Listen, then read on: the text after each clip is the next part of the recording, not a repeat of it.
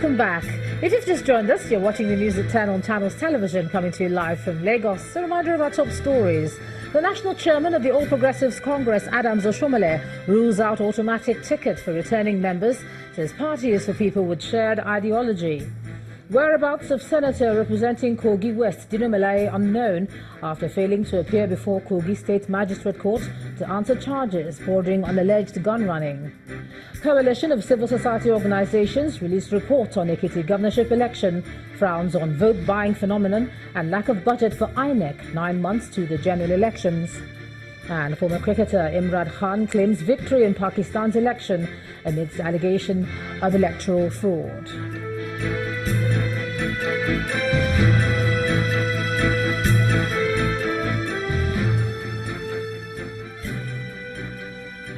ChannelsTV.com has more information for you, and on youtube.com/channelsweb you can watch our videos.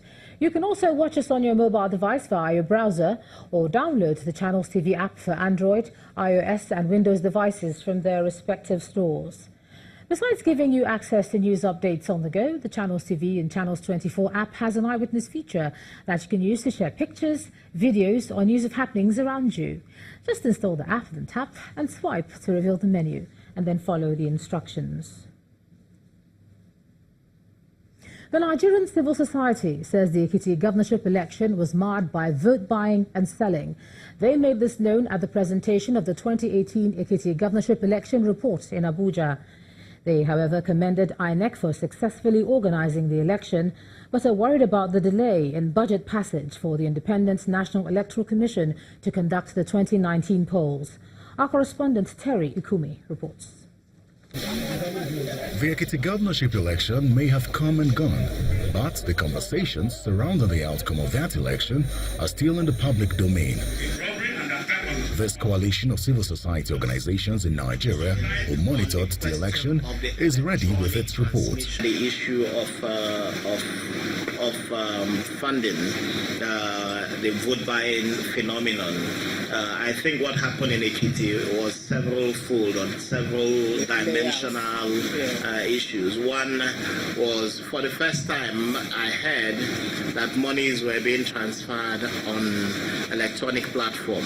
The perceived use of security agencies against citizens in a manner that violates their rights was also raised, as they expressed concern over the delay in the passage of INEC's budget. It is a major concern for us, the way the security agencies appear to be getting involved in partisan political issues, and we can't have that happen ahead of the elections in 2019. The other concern we have is that with just about 200 days to the elections, INEC has no budget for the elections.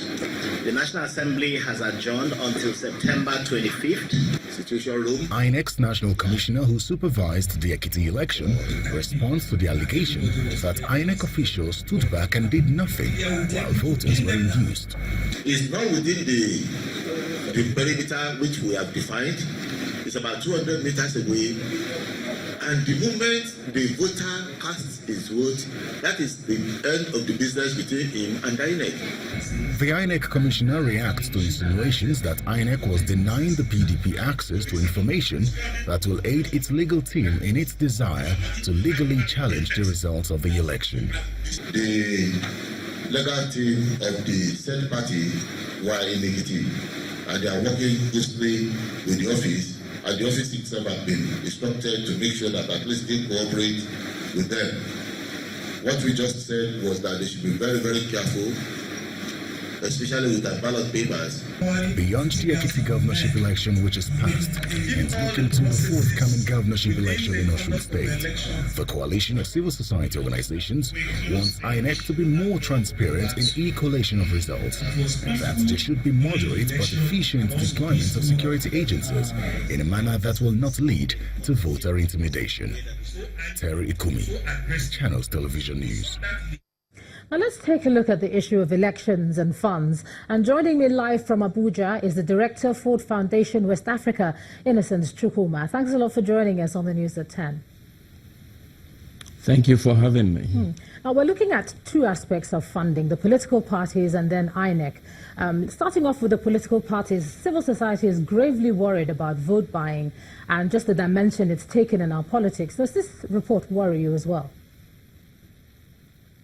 Yes, it's indeed very unfortunate, and in my view, indicative of a deeper malady in our electoral system, which is the profound lack of trust and confidence in the system by both the vote buyers and the vote sellers. It seems to me that the vote buyer believes that the average voter in Nigeria is a person who lacks conscience, is a person who doesn't make decisions on the basis of principle, and therefore you have to induce the person with some money to get the person to vote for a particular party. And then on the part of the vote seller, there is also lack of trust and confidence that candidates and indeed political parties will follow through their promises, their campaign slogans after election. And this is born out of serial disappointments where political parties and candidates promise 7 and 8, and as soon as they get elected, they turn their back, or in some situations, people can even come forward and say what they promised during the election or what is distributed on their behalf.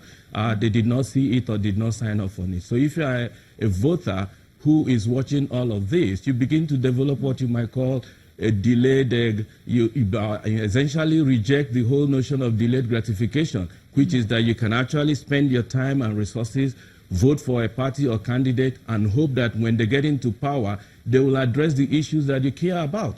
And in that kind of environment, you want to be settled there and then, which cannot augur well for our electoral system. Yeah, but one of the questions, of course, is how did we get here? But the Ekiti experience has been described as worrying because of the nature of inducement. I mean, there were allegations of voters offered 4,000 naira for transportation. We heard 5,000 naira for fuel. In other climes, there's appeal for support. But when does it become outright vote buying? There's also another way of looking at it, in which case it might be a function of some improvement in INEC's effort to address lapses or loophole in the system. Prior to 2011 election, when we started having the voters verification system introduced by Jega as the chairman, in 2007 election, all that political parties did was to induce major role players in the process, i.e. the INEC and the security agencies, and they allowed them to actually steal ballots, which we described at the time as wholesale rigging. But with the introduction of verification system, is now difficult for those who want to compromise the election to snatch ballot boxes. Hence, they resort to what you might call retail rigging, where people are paid money after they voted for a political party. But whichever way you look at it, it means we still have some work to do to get the process right. Okay, but looking at funding now from the part of INEC, with 200 days to go or thereabouts to the elections, and there's still a big question mark over INEC's budget.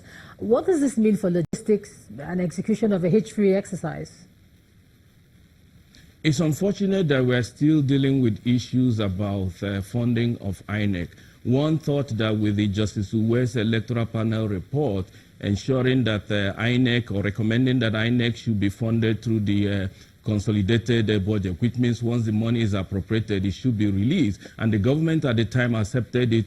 Fast forward almost 10 years after that, we are still in a situation where INEC is not funded, which means that we have to go back to that report. And if we want to really have an independent electoral management body to ensure that once the money is appropriated, that is released, because this is one way a party in power can actually use to induce the body to perhaps do what it likes. So it's unfortunate, and all the preparations that INEC needs to do before the election will now have to be put on hold until funds are released. All right, Director of Ford Foundation West Africa, Mr. Innocent Chukwuma, thanks for joining us on the News at 10 tonight. Nigeria's former president, Chief Olusegun Obasanjo, has asked political gladiators in the country to create a better image for the country to the international community. Chief Obasanjo was speaking in Abeokuta, the Ogun State capital, when he received a former governor of Jigawa State and a presidential aspirant under the People's Democratic Party, Saminu Turaki. The former president was confident that Nigeria has a bright future.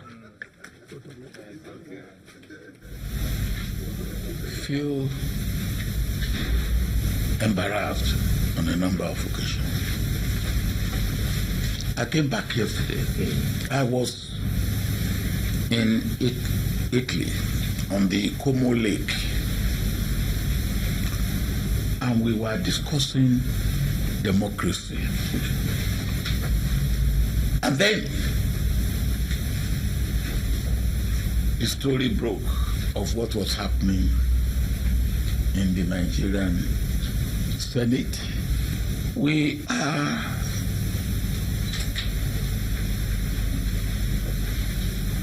in a position to do better than we are doing. And we have to do better than we are doing. But in a situation of the world today where whatever is happening, even in your bedroom, can be instantaneously seen and known throughout the world.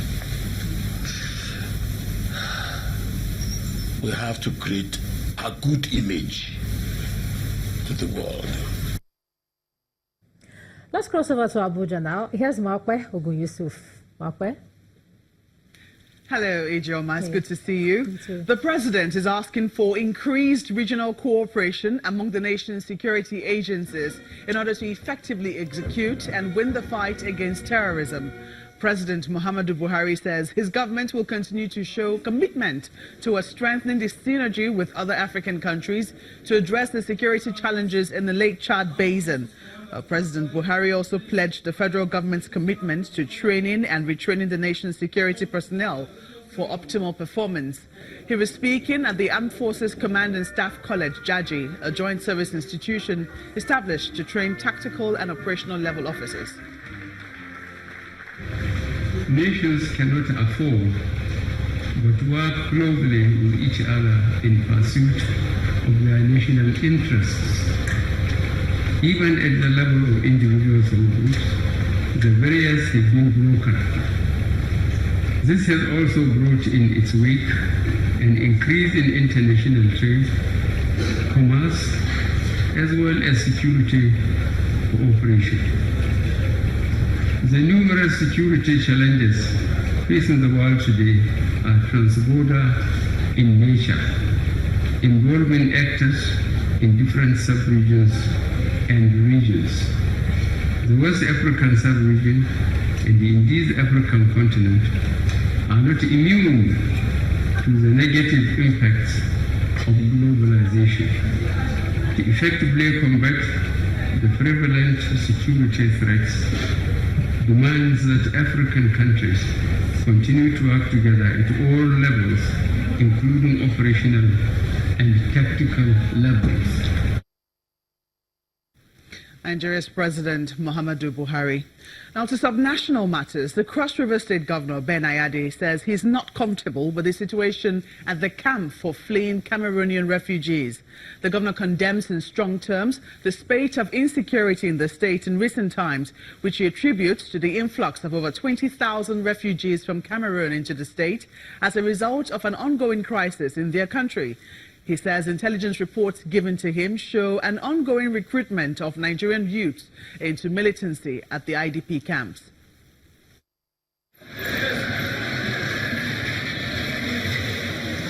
Cross River State in south-south Nigeria has been described as one of the safest states in the country. But that reputation appears to be suffering a setback. Armed robbery, kidnapping, boundary disputes are some of the recurrent security challenges residents say they have been confronting in recent times. We find it to be very, very worrisome amongst us here. After these chaps have been, for some time now, they are paraded as being rounded off by security agencies, and within a short while they are on the streets again, going back to do what they know how to do best. So it has been so worrisome in the sense that if this is not coped on time, it may affect the economic activities of this area. To stem this tide, residents want security agencies and the state government to rise to the challenge of nipping it in the bud. The state government should do something. It's very, very bad that you cannot walk on the street and you're free. If those areas were developed, then there wouldn't have been room, for people to get so organized, have strong army, militancy would not have been that, would not have been thriving much there. But according to the state governor, Ben Ayade, tackling the security situation is beyond what the state can handle alone. 80% of the issues we are dealing with is a result of the war, but just by our boundary. The southern Cameroonian guerrilla warfare, which is basically the Amazonians trying to secede out of Cameroon. This is an international issue, completely outside the scope of the governor of the state. And he then makes this appeal. So federal government needs to come in very urgently. I will take this opportunity to also issue an emergency letter to Mr. President and the National Security Advisor, who are all good friends of mine, to please ask them for a federal intervention in the security challenges of Cross River State. The people here will be hoping that relevant security agencies, as well as the federal government, will act swiftly before the situation gets out of hand. When the news at 10 returns, Nigeria's crude cargo face oversupply on the market as traders await loading program for September. Well, that's on Business News. Do join us again.